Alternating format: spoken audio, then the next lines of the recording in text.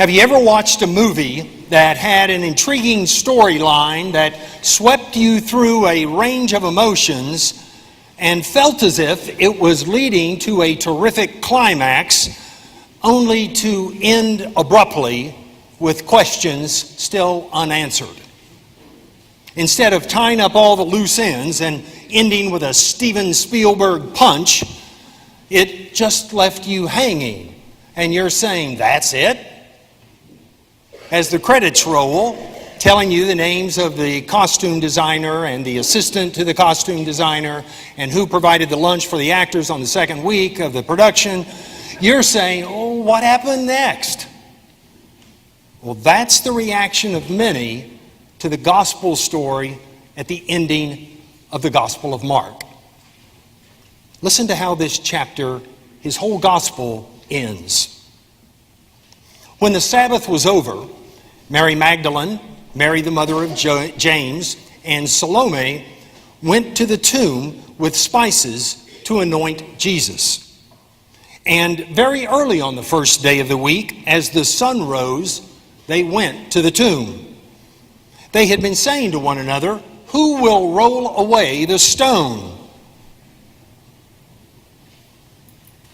When they looked up, the stone was not covering the tomb. The large stone had been rolled away.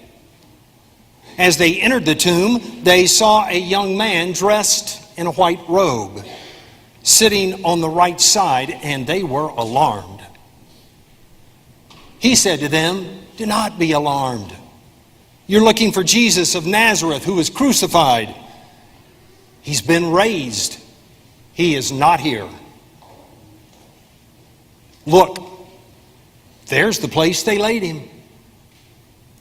But go, tell the disciples and Peter that he's going ahead of you to Galilee, and there you will see him, just as he told you."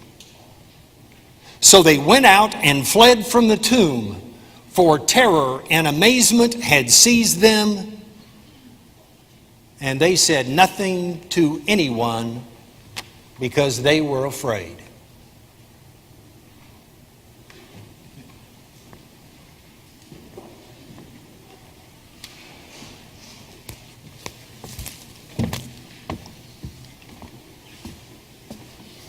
Agnes, who was visibly pregnant, was in the produce section trying to decide between the apples and the pears. As she was pondering which to buy, a woman approached her and said, "Is this your first child?" "No," Agnes said. "I also have a little boy. He's almost 2. The woman stared at her for a moment and then said, not with a smile, but with a grave expression, "How can you dare to bring children into this cruel and dark world?" Agnes turned away. The question lingered, and it stung. The stranger's comment was rude. It was intrusive. But I suspect most of us understand the distress behind it. In a world where young boys walk into a school and open fire with assault rifles, where opioid overdoses are skyrocketing, where terrorists kill innocent people, where those in power lie without shame, where immigrants are made to be scapegoats, where sexual misconduct is excused, where world leaders threaten nuclear war, there are more than enough reasons to fear that we're living in dark times. A faith leader asked a young African-American child who lives in the south side of Chicago what he wants to be when he grows up. You know what he said? "I just want to be alive." Now, some of you may be wondering if the preacher knows what day this is. Beautiful lilies adorn the chancel. The cross stands empty. The organ and timpani arouse us. The choir sings of rejoicing, and the trumpets and trombones herald victory. So what gives with the pastor? Why the reminder of the gloom? First, because Easter is not escapism. It's not a day to ignore darkness and pretend that everything's lovely and innocent. It's not a day for imagining that any moment God is going to wave the divine arm and magically whisk evil off the stage.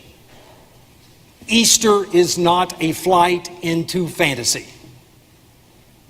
And second, it helps to remember that the first Easter did not begin with singing and shouts of joy. It began in darkness with tears of grief and fear of the future. Stepping inside of this morning's passage, the night is giving way to the dawn as we see three silhouettes trudging their way to the tomb. Mary Magdalene, Mary the mother of James, and Salome have purchased spices to anoint the body of Jesus. They feel compelled to perform one last act of tenderness. And they're desperate to have one last chance to say goodbye. However, the thought that is setting off a tsunami of anxiety in them is this: How are we ever going to be able to live without him? In the novel Above the Waterfall, the county sheriff is getting close to his retirement day. He hopes that his last few weeks on the job will be routine and uncomplicated. But he finds himself dealing with this escalating conflict between one who owns a fishing resort and an elderly man who seems to be poaching. In addition, the sheriff has become aware that in the backwoods, crystal methamphetamine labs have become as numerous as moonshine stills in a previous era. He has witnessed the ravaging effects of crystal meth, and he's become aware that the world is becoming darker and more dangerous every day. When he climbs into his squad car, he suddenly has a flashback to his childhood. He remembers that as a child, he would often sleepwalk. He would find himself walking out of the house and end up in the yard. And then he'd open his eyes, and there would be nothing but darkness. He said, like the world slipped its leash and ran away, taking everything with it except me. He started his car and started driving back toward town, all the while remembering what it felt like when the world you knew had up and vanished, and you needed something to bring that world back. Do you know that feeling? That the world that you knew had just up and vanished? Have you had a calamity in your life and you wish you could go back before that disaster struck? After a divorce, after the death of a loved one, after losing a job, it's natural to yearn for what has been lost. It's natural to resist the new reality and to fear what the future holds. This is the story of Easter. The followers of Jesus were distraught after he was crucified and laid in a tomb. Early on Sunday morning, following a night when they could not get any sleep at all, 3 women go to the tomb to anoint his body. As they approach the burial vault, they wonder if they'll even be able to get close to his body. Who will roll away that massive stone to the entrance? Yet, when they reach the tomb, they find the stone has already been shoved aside. What thoughts must have run through their minds at that moment? Has the tomb been desacralized, desecrated by vandals? Has the Roman guard set a trap for his followers? The women somehow garnered the courage to walk inside. They step inside, and when they do, they immediately realize that the body of Jesus is nowhere in sight. A young man in a white robe says, "Don't be alarmed. You're looking for Jesus. He's not here. He's been raised." He gave instructions. Go tell this to the disciples. Tell them that Jesus is going before you, and you will find him in Galilee, and he will meet you there. And then we read that final unsettling verse in Mark's gospel. They went out and fled from the tomb, for terror and amazement had seized them, and they said nothing to anyone because they were afraid. Now, before we suggest that the women are cowards, I want you to remember that all of the male disciples were holed up in an undisclosed location with the doors bolted, afraid to go out into public. The disciples were afraid because their world had crumbled. Their future was now thrown into disarray. The one who had been their North Star had been struck down, and the way forward was now dotted with question marks. Fear can annihilate hope. When we allow fear to dominate our thinking, we make reckless decisions. When we think that tomorrow cannot be any better, cannot deliver us anything new, it becomes a self-fulfilling prophecy. We become quick to recognize the darkness, and we become blind to new opportunities. Fear can launch us into a cycle that is difficult to break. Negative thoughts begin to pile up, and we become skeptical of positive outcomes. With jaded vision, we imagine that anything positive is only going to be temporary and will undoubtedly lead us to something worse.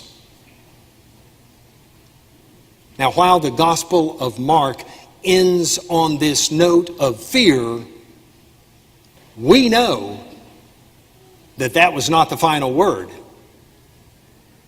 Something jolted those first followers and transformed their fear into intrepid faith. The women and the disciples experienced the risen Christ. They caught a glimpse of glorious life after death, and it was so powerful that these timid followers, running around afraid, became courageous messengers willing to die for their faith. Now, many are perplexed by this ending in Mark. However, he left his story hanging for a reason. He did not want us to read his gospel through to the end, snap the book shut, and say, that was quite a story, and how about that uplifting ending? Mark wants us to realize that the resurrection of Christ was not the conclusion of a first century cliffhanger. It was a declaration that the resurrection is emblematic of God's activity in the world. Each spring testifies to God's action in nature. After the dead of winter, the earth bursts forth with all this new life. God works in human lives in a similar way, bringing new life out of death again and again. Not only eternal life when the journey ends, but before death. Resurrection is always present beneath the surface, beckoning us to a rich life despite the inevitable losses that are part of the human condition. Resurrection generates hope because the way things are today are not how they will be forever. Hope is defiant. It refuses to allow present difficulties to dictate the future.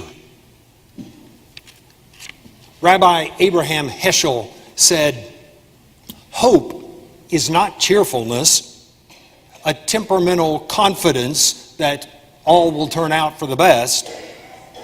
It's not an inclination to be guided by illusions rather than by the facts. Hope is a conviction rooted in trust."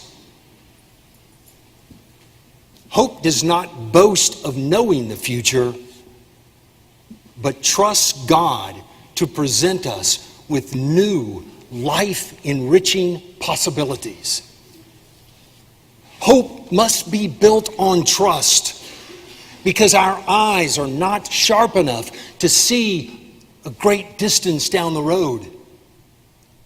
We must trust that taking steps toward God can open up new possibilities that right now we cannot envision. The war in Syria has been destroying that country for 7 years. You may remember Dr. Mary McHale. She is our mission co-worker in that part of the world, and she spoke here last year. Well, during those 7 years, more than 200,000 people have died. Millions have been made homeless, and millions have been pushed out of the country and have become refugees. Dr. McHale encouraged us to continue to financially support those refugees, especially the children. Well, I received an email from Mary just a few days ago. She translated into English the greetings of the Syrian refugee children who are now living in a variety of different cities in the country of Lebanon. They're all attending schools there that we are helping to support. Here's the message from the 110 children living in the city of Riyak. To you, our beloved helpers, greetings for Easter. We thank you for your support in the hard times of our lives. Without your help, we would not be able to read and write. Here's what the 96 children in Tripoli said. You helped us stand up when we were in trouble. You turned our hopelessness to hope and joy. You brought back to us the joy of childhood. Thank you. Listen to the word from the 57 children in Minyara. From our tents, we send you greetings and love. We love you and thank you for taking care of us. You are great. Jesus rose from death and defeated evil. May he defeat the war so we can go back home. and from the 107 children in Kibalius. God loves us, and we love you. God has given us hope, and you helped us know that. We thank God for your help and for showing us your love and care. Now we can read, write, and learn how to become better children. Thank you, and happy Easter to all of you. Jesus is risen. Yes, he is risen.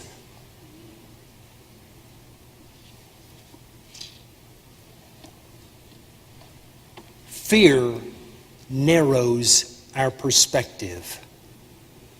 Hope broadens it.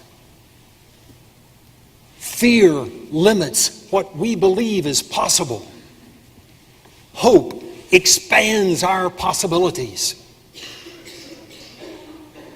John O'Donohue writes, "If we move even the smallest step out of our limitation, life comes to embrace us and lead us out into the pastures of possibility." God's power of resurrection declares that the final word does not belong to death, does not belong to darkness, does not belong to fear, but instead belongs to life, to light, and to hope.